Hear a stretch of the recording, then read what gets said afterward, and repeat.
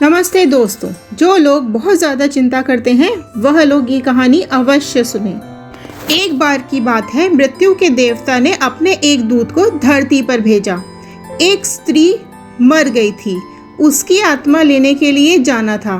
देवदूत आए लेकिन वहाँ की स्थिति देखकर दुविधा में पड़ गए। उन्होंने देखा कि 3 छोटी छोटी बच्चियाँ उस स्त्री के लाश के पास पड़ी हुई हैं और एक तो उस मृत स्त्री का दूध पी रही है, दूसरी बिलक बिलक कर रो रही है और तीसरी रोते रोते सो गई है। परिवार में और कोई नहीं है, पिता भी पहले ही मर चुका है। इनका क्या होगा, इनको कौन संभालेगा? यह सोचकर देवदूत को बहुत दुख हुआ, इसलिए वह खाली हाथ ही वापस चले गए और प्रधान से जाकर बोले, मैं उस स्त्री की आत्मा को नहीं ला सका, मुझे क्षमा कर दीजिए। लेकिन आपको अगर स्थिति का ज्ञान होता तो आप भी शायद वही करते जो मैंने किया। उस स्त्री की 3 छोटी छोटी बच्चियां हैं और परिवार में भी उन्हें संभालने वाला कोई नहीं है। ऐसी स्थिति को देखकर मैं उसे नहीं ला सका और मैं खाली हाथ ही वापस आ गया। क्या ऐसा नहीं हो सकता कि उस स्त्री को थोड़ा समय और दे दिया जाए ताकि उसकी बच्चियां बड़ी हो जाएं?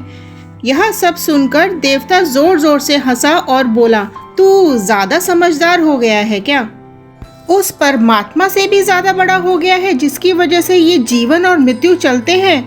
तू पापी है, तूने बहुत बड़ा पाप किया है, तुझे इसकी सज़ा ज़रूर मिलेगी। और सज़ा ये है कि तुझे पृथ्वी पर फेंक दिया जाएगा और तू तभी वापस आएगा जब तू अपनी ही मूर्खता पर 3 बार हंस नहीं लेता। तभी देवदूत इस सज़ा को भोगने के लिए राज़ी हो गया। उसे पूरा भरोसा था कि मैं सही हूँ, तो उसे हंसने का मौका क्यों आएगा? तभी उसे ज़मीन पर फेंक दिया गया। ठंड का मौसम था और वह सड़क किनारे पड़ा हुआ था। उसी समय एक व्यक्ति वहाँ से गुजरा।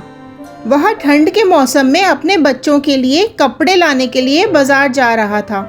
रास्ते में उसने इस देवदूत को देखा। उसे उसके ऊपर बहुत दया आई और वह अपने बच्चों के कपड़ों की जगह देवदूत के लिए कपड़े खरीद कर ले आया। तभी उसने कहा कि मेरा कोई घर बार नहीं है और ना ही रहने की जगह। इस भयानक ठंड में मैं कहाँ जाऊँगा? उस व्यक्ति ने कहा कि तुम मेरे साथ मेरे घर पर चलो और वहीं पर रहना।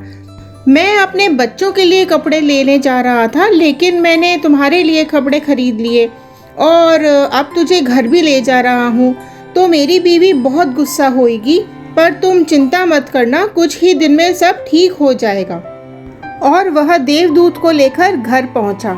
अब इन दोनों पति पत्नी को नहीं पता था कि वह देवदूत है जिसके आते ही घर में खुशियों की बाढ़ आ जाएगी। उस आदमी की पत्नी को नहीं पता था कि वह कौन है। वह गुस्से से आग बबूला हो गई और बहुत गुस्सा हुई। उस दिन देवदूत पहली बार हंसा। व्यक्ति बोला, क्या बात है, हंसते क्यों हो? तो देवदूत ने कहा, मैं जब भी हंसूंगा तो तुम्हें हंसने का कारण मैं नहीं बता सकता। वह इसलिए हंसा था क्योंकि उसकी पत्नी यह नहीं देख पा रही थी कि घर में तो देवदूत आया है जिसके आते ही खुशियों का द्वार खुल जाएगा। लेकिन उसकी भी कोई गलती नहीं थी। वह केवल यही देख पा रही थी कि उसके बच्चों के कपड़े नहीं आ पाए, लेकिन जो उसे मिला था वह तो उसे देख ही नहीं पा रही थी।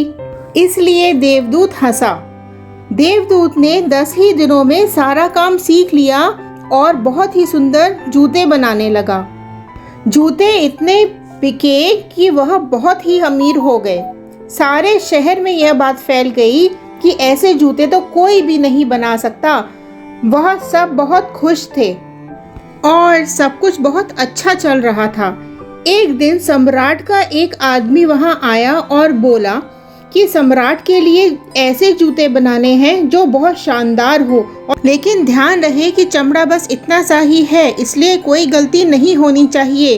पर ध्यान रखना, जूते ही बनाने हैं, चप्पल नहीं। उस राज्य में एक प्रथा थी कि जब कोई व्यक्ति मर जाता है तो उसे चमड़े की चप्पल पहनाकर चिता पर लिटाया जाता है। तो उस व्यक्ति ने देवदूत से फिर कहा, चप्पल मत बना देना, जूता ही बनाना और गलती मत करना क्योंकि चमड़ा बस इतना सा ही है। फिर भी देवदूत ने चमड़े की चप्पल ही बनाई। जब उस व्यक्ति ने देवदूत को चप्पल बनाते हुए देखा तो वह बहुत गुस्सा हो गया। उसने गुस्से से उसको मारना शुरू कर दिया और खूब डंडे से पिटाई लगाई और बोला कि इतने समझाने पर भी तूने चप्पल ही बनाई, तू मेरे परिवार को ज़रूर मरवाएगा। इतना सुनते ही देवदूत फिर से ज़ोर ज़ोर से हंसने लगा। तभी दौड़ते हुए सम्राट का आदमी आया और बोला, जूते मत बनाना क्योंकि सम्राट की मौत हो गई है, चप्पल ही बनाना। इतना सुनते ही उस व्यक्ति के हाथ से डंडा छूट गया। उसने देवदूत के पैर पकड़ लिए और माफ़ी मांगने लगा। देवदूत ने कहा, कोई बात नहीं, मैं भी अपनी सज़ा ही भुगत रहा हूँ। व्यक्ति ने पूछा, कौन सी सज़ा और तुम हंसते क्यों रहते हो? देवदूत बोला, जब मैं 3 बार हंसूंगा तो मैं खुद ही आपको बता दूंगा। सिवाय उस परमात्मा के किसी को भी नहीं पता कि आगे क्या होगा।